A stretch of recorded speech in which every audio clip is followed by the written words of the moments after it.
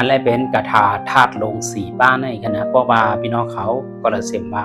ดอดไรห่อไรดาเสียบนในซึ่งเป็นอันดีที่ได้ค่ะเพราะว่าอันเป็นพรดีมันนะคะมันจอยกำแถมปันดูคิงเฮา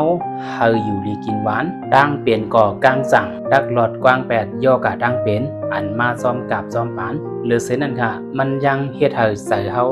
อำวางอำเบอร์ใส่เฮาอำโป้งผิวออกเฮาก็จึนสั่งปังเสยเป็นคนดัดไหลไข่สั่งหลอดเสียวกว่าเตสร้างเฮ็ดนาการอันใดก็ถึงหูถึงหางถึงตีถึงปลายเย้าดูดีงามนะคะเย้าก็อันว่า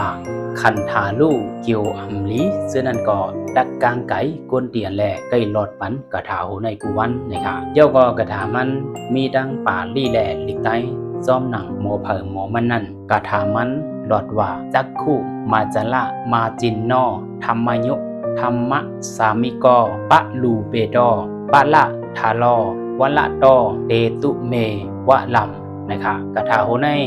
ดีที่ได้ค่ะนะตอนดักก้นดีหักป้ายอยู่ดีแลลองนาการต่างงานกันเนาะเพราะว่าเผยใครปรับมันเมื่อเดี๋ยวในกึดไว้ด่า3ปรับจะไหนกะเผยใครก็ตักมาอ่อนตั้งกันเนาะ